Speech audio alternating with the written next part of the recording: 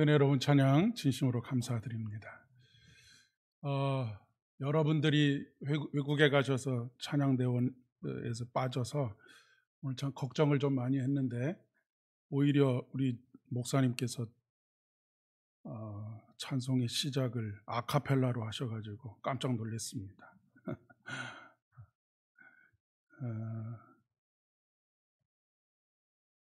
늘 우리 찬양을 들으면서 제가 그냥 이제까지 제가 들어본 찬양 중에서 가장 은혜롭다라고 하는 말이 그냥 공허한 말이 아닙니다. 그 은혜를 머금고 부르는 찬양이 늘 제 마음속에 울림이 있기 때문에 그렇게 이야기하는 것인데, 여러분 이 은혜에 더 많은 분들이 조금 참여하실 수 있었으면 좋겠습니다. 한 주간도 평안하셨습니까? 네. 지난주에 뉴스 기사를 읽다가 전직 가수이자 현재는 화가로 활동하고 있는 솔비라고 하는 연예인이 자기가 이제는 더 이상 쇼핑을 하지 않게 된 이유에 대해서 허심탄회하게 쏟아낸 이야기를 아주 흥미있게 읽었습니다. 이 솔비라는 연예인이 연예인들은 워낙에 이제 조금만 인기를 얻으면 많은 것들을 물질적으로 얻을 수 있는 위치에 있기 때문에 아무래도 소비도 그만큼 있지 않겠습니까? 그런데 2011년이니까 벌써 지금부터 한 10여 년 전에 집에 도둑이 들었다고 합니다. 그리고 집에 도둑이 들어서 집안에 있는 한 2억 원 상당의 물건들을 다 훔쳐갔다라고 하는 것이죠. 선글라스를 너무너무 좋아해서 한정판, 그러니까 정해진 개수만큼만 팔고 더 이상은 팔지 않는 아주 비싼 선글라스들이 한 50개 정도 있었는데 그것을 다 도둑질해 갔고, 뿐만 아니라 아주 비싼 시계 그리고 주얼리, 보석과 같은 것들도 모아두었었는데 한 2억 원 상당의 그런 것들을 다 도둑질을 해갔다라고 하는 것입니다. 경찰에 신고를 했지만 잡지를 못했고, 경찰이 범인을 잡아가는 과정들 속에서뿐만 아니라 더 이상 잡지 못하겠습니다라고 하는 말을 듣고 나서도 도둑 맞은 물건이 아깝고 내가 그토록 열심히 땀 흘려서 사람들에게 악플을 받아가면서도 그렇게 열심히 해서 모은 것들인데 그것이 하루아침에 없어졌다는 것 때문에 억울하기도 하고 또 자다가도 벌떡벌떡 일어나서 멍하니 한동안을 앉아있는 그런 시간들이 있었다라고 하는 것입니다. 열심히 살았고 열심히 산 것에 대한 보상으로 내가 물질도 얻었으니까 그렇게 열심히 산 것에 대한 보상으로 자기가 좋아하는 것들을 그렇게 샀는데 그것이 한순간에 다 없어지고 나니까 이 모든 것들이 참 무의미하구나라고 하는 생각을 하게 되었다라고 하는 그런 이야기입니다. 그리고 여기서부터가 중요합니다. 그때부터 내가 도둑 맞지 않을 수 있는 것들이 뭐가 있을까? 내가 도둑 맞지 않은 것들을 조금 모으면 좋겠다라고 하는 생각을 하게 되었다라고 하는 것이죠. 그래서 그때부터 미술관에 다니기 시작하고 책을 읽기 시작했다고 합니다. 자신 안에다 쌓아두는 것, 이것은 아무리 신출괴물한 도둑이라고 할지라도 훔쳐갈 수 없겠다라고 그렇게 생각을 했기 때문이라고 하는 것이죠. 나한테 남아있을 수 있는 것, 그것을 찾다가 완전히 인생이 뒤바뀌게 되었다라고 그렇게 이야기를 합니다. 그래서 가수로서도 물론 가창력이 훌륭한 가수이기는 했지만 다시 미술학원에 다니고 책을 읽으면서 자기만의 세계를 구축하고 그것으로 다시 새로운 화가로서의 인생을 시작하게 되었다라고 그렇게 이야기를 하고 있습니다. 우리가 살아가면서 정말로 중요한 것, 그리고 가치 있는 것이 무엇일까? 물론 우리가 열심히도 살고 열심히 산 것에 대한 보상으로 이러저러한 것들을 우리가 구입할 수도 있고 얻을 수도 있습니다. 그리고 우리 거의 대부분은 살아가면서 부를 축적하고, 열심히 산 대가이지요. 부를 축적하고 명예로운 자리에 올라가고 또 높은 권력의 자리에 올라가는 것, 이런 것들에 주로 가치를 두고 삽니다. 그리고 그것을 얻기 위해서, 그리고 그것을 유지하기 위해서 끊임없이 노력을 하지요.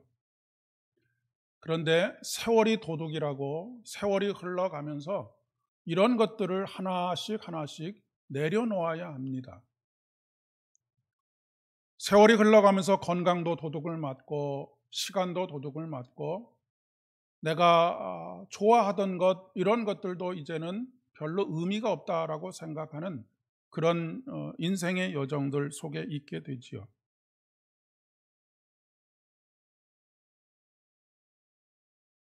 우리가 삶에서 소중하다고 느끼는 것, 그것이 정말로 소중한 가치를 가지는 것일까?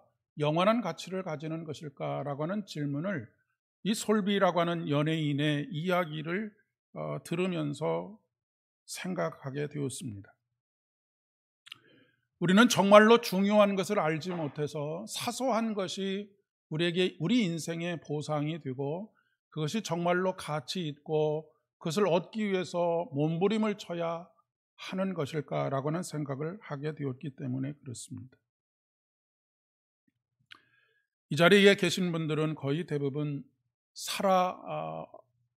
온 날들보다 살아갈 날이 훨씬 더 적게 남아있는 분들입니다. 뿐만 아니라 앞으로 100년 후에 이 자리에 앉아있는 저와 여러분들 중에 이 땅에서 살아가고 있는 분은 없다라고 해도 과언이 아닐 것입니다. 그 후에 끝까지 우리에게 있을 수 있는 것이 무엇일까? 세월이 훔쳐갈 수 없는 것이 무엇일까? 죽음이 무너뜨릴 수 없는 것이 무엇일까? 이것을 생각해야 하겠다라고 하는 그런 이야기입니다. 우리의 인생을 이 땅에서 먼지로, 그냥 먼지로 끝나지 않게 하고 영원히 살게 하시는 생명, 영원히 그 누구도 도둑질해 갈 수 없는 생명, 도둑 맞지 않는 그것, 세월이 지나갈수록 오히려 선명해지고 확실해지고 분명해지는 그것을 우리 안에 쌓아가는 것, 이것이 참으로 중요하다라고 그렇게 생각합니다. 물론 우리가 삶을 살아가면서 자신에게 적절한 보상이 주어지는 것, 그것은 성취감을 우리에게 가져다 주는 것이기 때문에 그런 것들도 물론 우리에게는 필요합니다. 그러나 앞서서 말씀드렸던 것처럼 그런 것들은 세월이 지나가면서, 그리고 우리의 관심이 점점 바뀌어져 가면서 그토록 가치 있다라고 생각했던 것이 무의미하게 되는 것들이 참 많이 있고요. 유치원생들이 가치 있다고 생각하고 친구와 다투던 것, 그런 것들을 중학생만 되고 고등학생이 되어도 아주 하찮은 것처럼 느껴지는 그런 것들이 있습니다. 세월은 우리에게 많은 것을 빼앗아가지요. 건강도 빼앗아가고 또 열정도 빼앗아가고 성취감도 빼앗아갑니다. 우리가 가치 있다고 생각했던 그것, 재물을 모으고 명예가 높아지고 권력이 높아지는 자리, 이런 것들을 추구하던 것에서 그런 모든 것들을 대부분 내려놓아야만 합니다.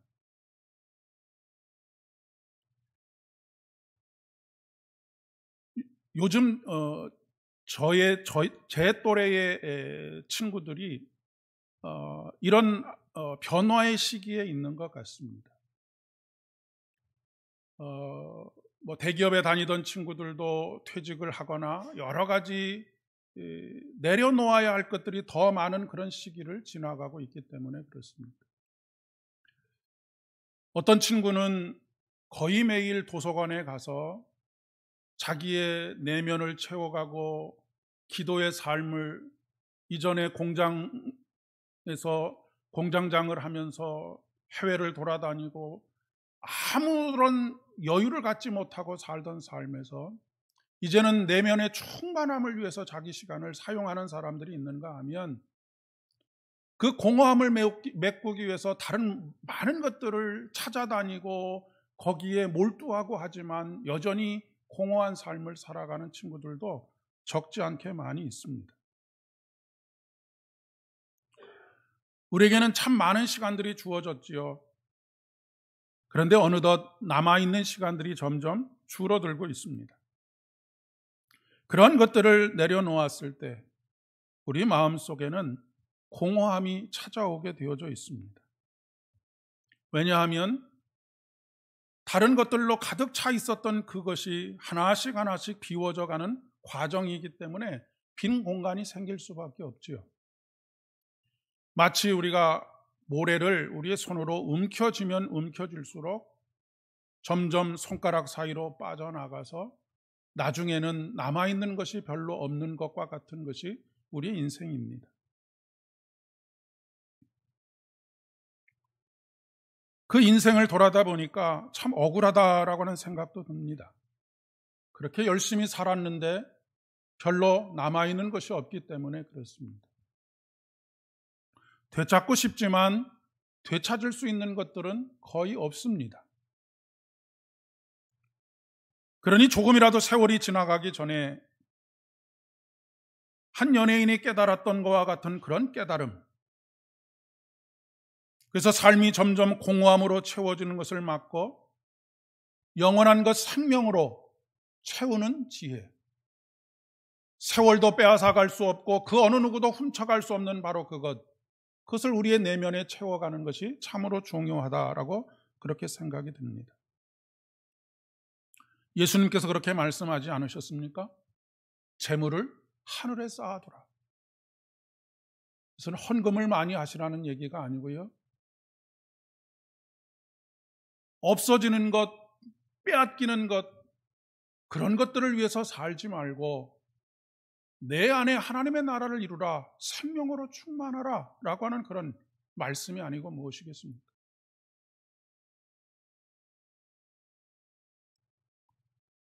왜 재물을 하늘나라에 쌓아두라고 말씀하십니까? 거기에는 좀도 슬지 않고 거기는 도둑도 없기 때문이다 라고 말씀하고 계십니다. 늦었다고 생각하는 지금이 바로 가장 빠른 때라고 그렇게 믿습니다. 내가 이제 무엇을, 그렇지 않다라고 하는 것이죠. 지금이라도 늦지 않았습니다. 여러분, 포도원 품꾼의 비유를 잘 아시죠? 아침부터 나와서 품꾼으로 일했던 사람이나 마지막 1시간을 남겨두고 예수님의 초청에 의해서 품꾼으로 포도원에 들어가서 일했던 사람이나 똑같이 한 문화를 받았다라고 하는 사실을 우리는 기억해야 합니다.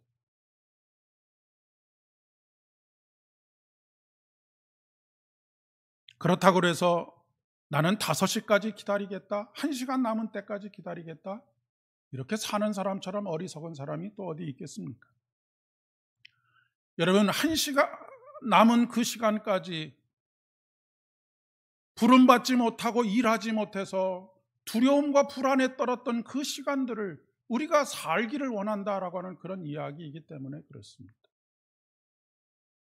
하루라도 빠른 시간에 바로 지금 여기서부터 우리 내면을 채워가고 생명으로 풍성해지는 것, 그것이 우리의 인생이 정말로 행복하게 사는 것이라고 하는 것을 우리는 알아야 한다라고 하는 그런 이야기인 것이죠.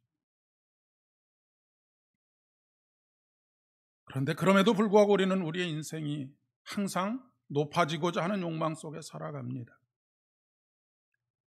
오늘 누가 더 높으냐, 이것을 가지고 논쟁하는 사람들이 누구입니까? 예수님의 제자들입니다. 다른 사람들이 아닙니다. 예수님의 제자들은 어떤 사람들입니까?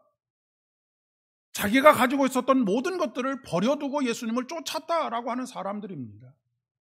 우리도 예수 그리스도를 믿는다라고 할 때에는 이런 결단이 있고 그렇게 예수님을 믿고 따르는 것입니다. 그런데 모든 것을 버려두고 쫓은 제자들도 예외가 아니었다라고 하는 것입니다. 이 말은 어찌 보면 버리는 것이 아니라 잘 포장해서 여전히 욕망하고 있는 것이다라고 그렇게 이야기할 수 있겠습니다. 옛날에는 적나라하게 욕망을 드러내고 그렇게 살다가 이제는 예수를 믿고 포장을 잘해서 사람들의 눈에 그럴듯하게 보이는 그런 모습으로 똑같은 욕망을 추구하고 있다라고도 이야기할 수 있다는 말씀입니다.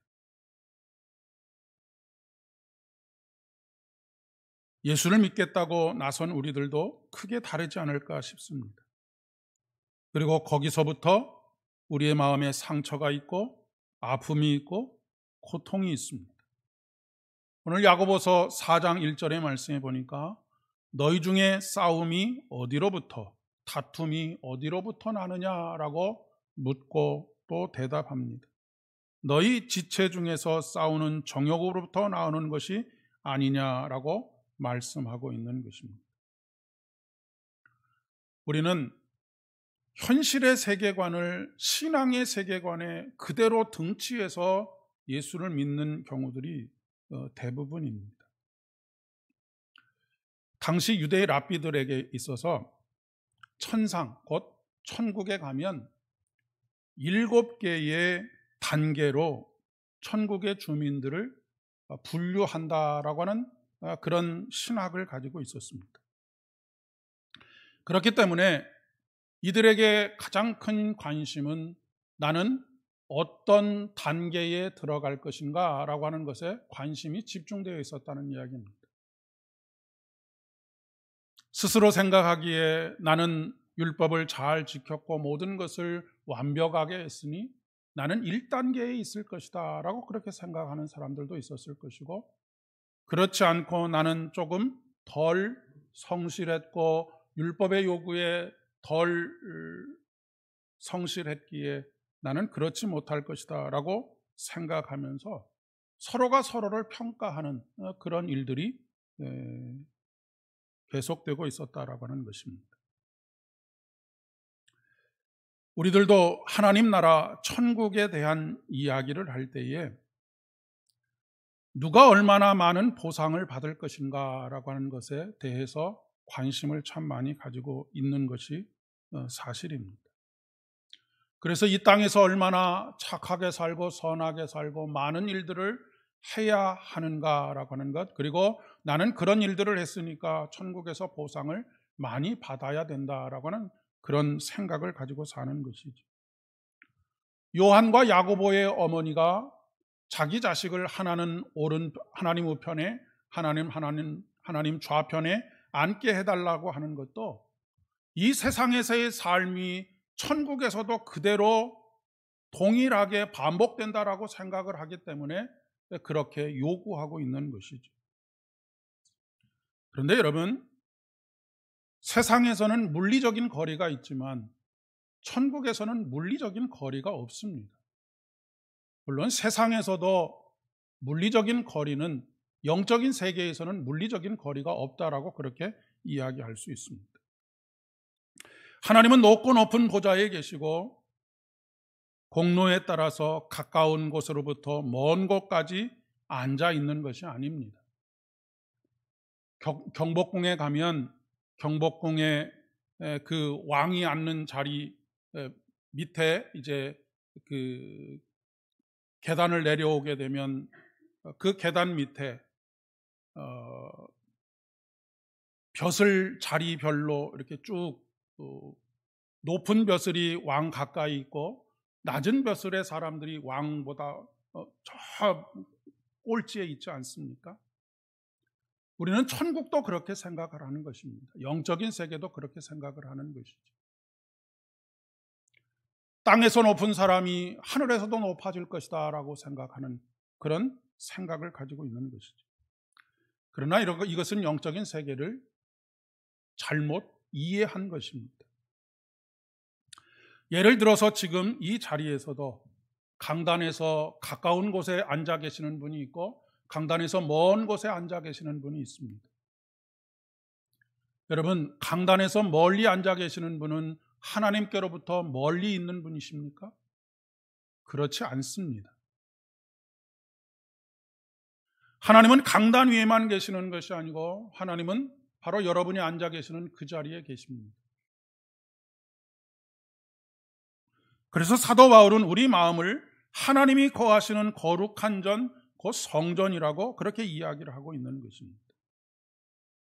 영적인 세계에서의 하나님과의 거리는 물리적인 거리가 아니라 하나님과 나 자신 간의 거리를 말하는 것입니다. 7단계의 거리를 두고 하나님과 천국에서 그렇게 함께 있는 것이 아니라 그 한 사람 한 사람의 마음속에 하나님께서 계시는 것이기 때문에 물리적인 거리 자체가 아무런 의미가 없는 것입니다. 그런데 우리는 어떻게 생각하느냐면 이 땅에서의 물리적인 거리가 있는 것처럼 우리의 영적인 세계도 천국에서도 똑같은 일들이 벌어질 것이다 라고 생각을 하는 것이지.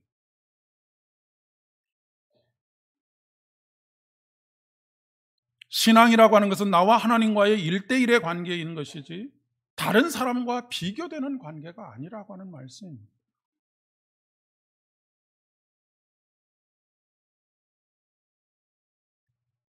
여러분, 하나님은 집을 나간 탕자와 집에 있었던 큰아들과 똑같이 아들로 대하시는 것입니다. 제자들 중에 서로 누가 크냐를 놓고 다투는 것과 오늘 마가복음 9장 30절에 아무에게도 알리고자 아니하나니라고 하는 예수님의 태도는 아주 극명하게 다르다라고 하는 것을 우리가 알 수가 있습니다. 이것이 바로 영적인 세계를 보는 세계관의 차이라고 이야기할 수 있는 것이죠. 제자들은 서로 누가 크냐라고 하는 것을 다투는 이유가 천국에서도 영적인 세계도 그러하다라고 생각을 하기 때문에 그렇게 다투었지만 예수님께서는 남과 비교해서 내가 얼마나 많은 능력 있는 일들을 하셨는가라고 하는 것에는 별로 관심이 없고 사람들이 나를 어떻게 보느냐 하는 것도 별로 관심이 없습니다. 오직 자기에게 사명을 주시고 십자가를 짊어지게 하시는 예수 그리스도에게 모든 초점을 맞추고 있다라고 하는 것을 이야기하고 있는 것이죠.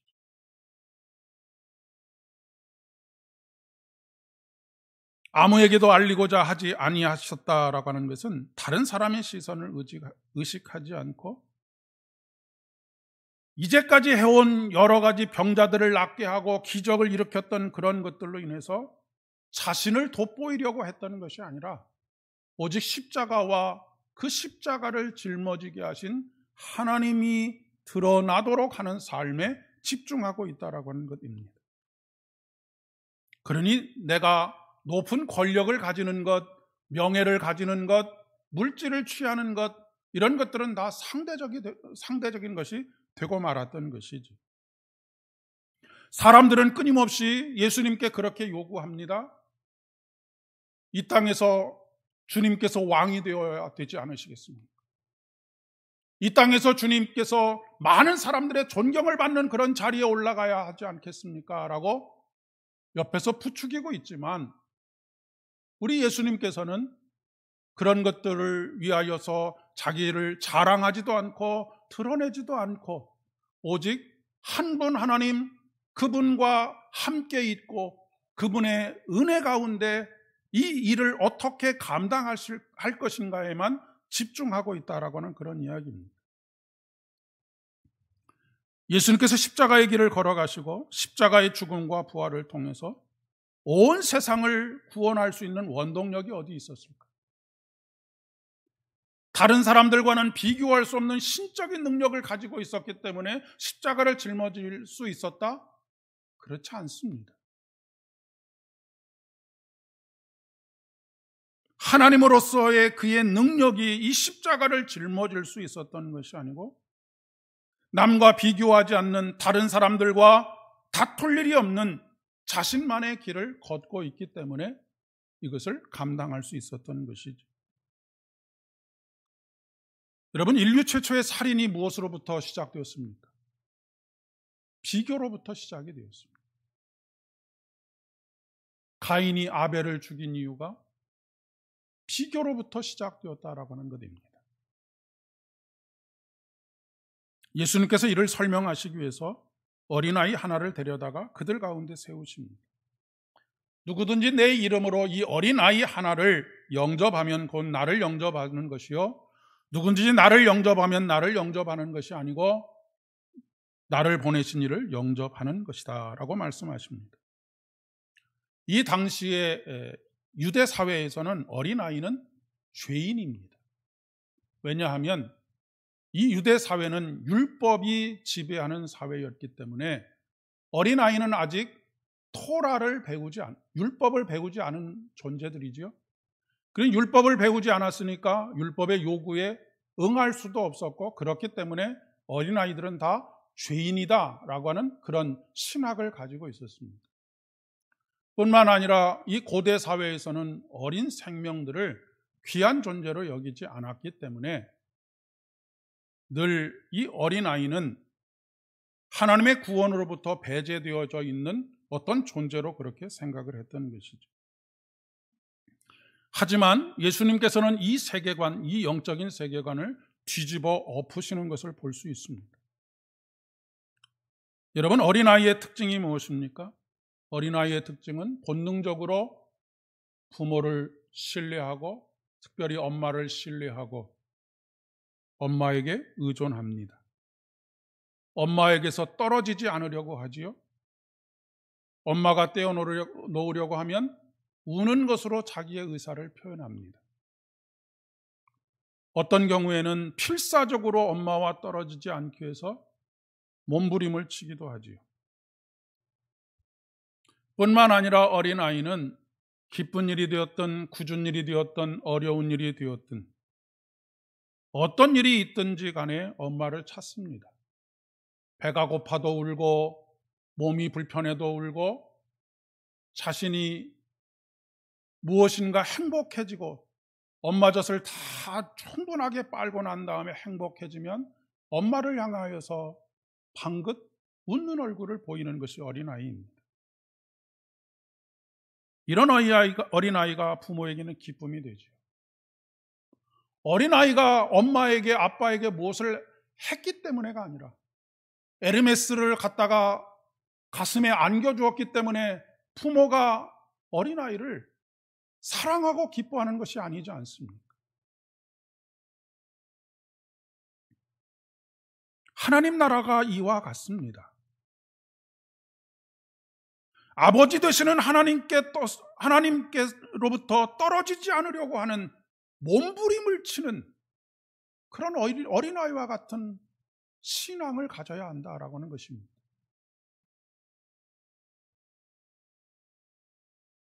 우리의 기쁜 일이든 슬픈 일이든 우리가 배고파 우는 일이든 그분에게 모든 문제를 가지고 나아가는 존재, 그분을 온전하게 신뢰하고 그분에게 우리의 모든 것을 맡기는 존재, 이런 존재를 하나님께서 기뻐하신다라고 하는 말씀입니다. 교회를 위해서 대단한 것을 하고 대단한 지위에 있고 하는 것, 물론 하나님께서 그 자리를 통해서 일하려고 하시는 그런 것들이 있지만 하나님께서 가장 기뻐하시는 것은 늘 하나님과 떨어지지 않으려고 하는, 하나님을 가까이 하려고 하는 그것 하나만으로도 충분히 하나님께서는 기뻐하신다는 말씀입니다. 그런 이야기를 하지 않습니까? 어린아이들이 7세까지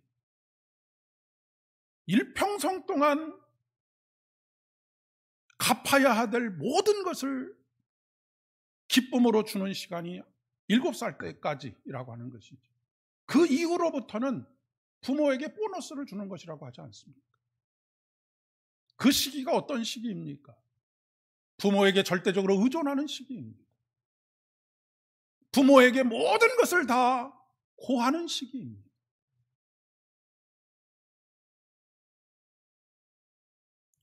의를 이루기 위해서 율법에 대한 배움이나 지킬 만한 능력이 없어도 하나님을 가까이 하고 그를 떠나지 않으며 어떤 일이 생겨도 하나님을 신뢰하고 하나님께 아뢰고 기도하는 사람, 이런 사람이 참으로 지혜로운 믿음의 사람이다라고 하는 것을 이야기하는 것입니다. 그렇게 될 때 우리 신앙생활의 우선순위가 어디에 있게 되겠습니까? 예수님께서 너희는 먼저 그의 나라와 그의 의를 구하라 라고 하는 말씀의 의미가 바로 여기에 있습니다. 이것은 바로 하나님을 가까이 하라라고 하는 것입니다. 하나님과 떨어지지 않으려고 몸부림치라라고 하는 말씀입니다. 누군가가 사단이 와서 우리의 마음이 하나님으로부터 멀어지도록 하려고 할 때에 때를 써가면서 울며 불며라도 하나님의 바지가랭이를 붙잡으라라고 하는 그런 말씀인 것이죠.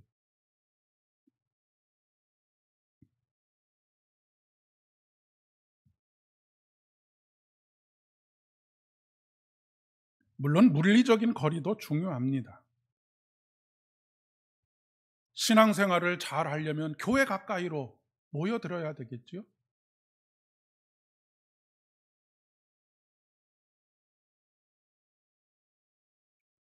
때때로 이 물리적인 거리가 마음의 거리를 표현하는 것이기 때문이기도 합니다. 실질적으로 베드로가 예수님을 닭이 3번 울기 전에 부인하게 된 때, 그때의 베드로의 상태가 어떤 상태였느냐면 물리적으로 멀찍이 떨어져 있었다라고 성경은 우리에게 이야기해 주고 있습니다.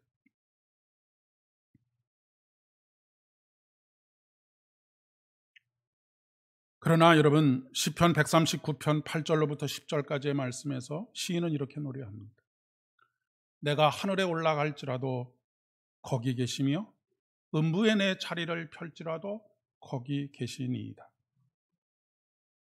내가 높은 자리, 명예로운 자리, 권력의 자리에 있을 때도 하나님은 거기 계실 뿐만 아니라 내가 낙심하고 절망하고 눈물로 세월을 보내고 있는 바로 그 자리에도 하나님은 거기 계시다라고 말씀하고 계십니다.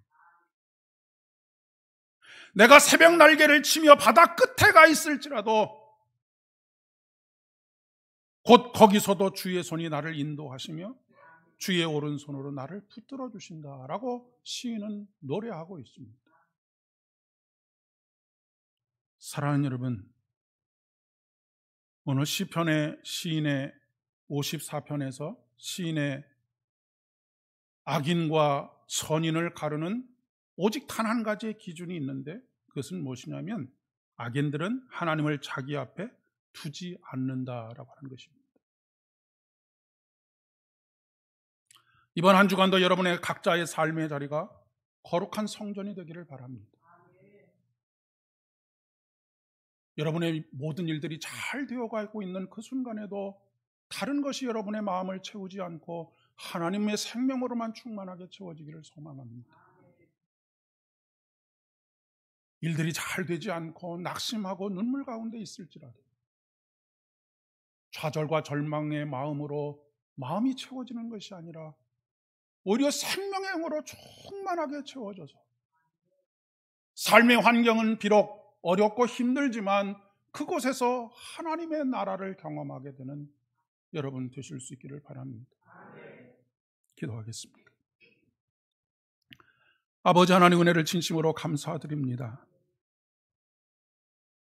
오늘도 더 이상 가까워질 수 없을 정도로 우리에게 가까이 계시고 우리 앞에 계시고 우리 옆에 계시고 우리의 뒤에 계실 뿐만 아니라 우리 마음 안에 계셔서 참으로 감사를 드립니다. 아버지 하나님, 세상의 많은 어려움들과 세상의 많은 유혹들이 이런 우리를 하나님으로부터 갈라놓기 위해서 우리를 낙심하게도 하고 우리를 교만하게도 하며 우리를 세상의 욕망에 따르게 하려고도 합니다. 그러나 어린아이가 엄마의 품에서 떨어지지 않으려고 몸부림을 치는 것처럼 그러한 때에 하나님으로부터 멀어지지 않게 하여 몸부림치는 우리가 되게 하여 주옵시고. 아버지 하나님, 오늘 말씀에 있는 그대로 화평한 자는 화평으로 심어 의의 열매를 맺는다고 하셨습니다. 하나님을 가까이 함으로 화평한 자가 되게 하시고 화평으로 심어서 우리의 삶의 모든 자리에서, 가정에서, 일터에서, 그리고 모든 관계들 속에서 하나님께서 맺게 하시는 의의 열매, 생명의 열매를 맺는 복된 인생 되게 인도하여 주옵소서. 예수님의 이름으로 기도드립니다.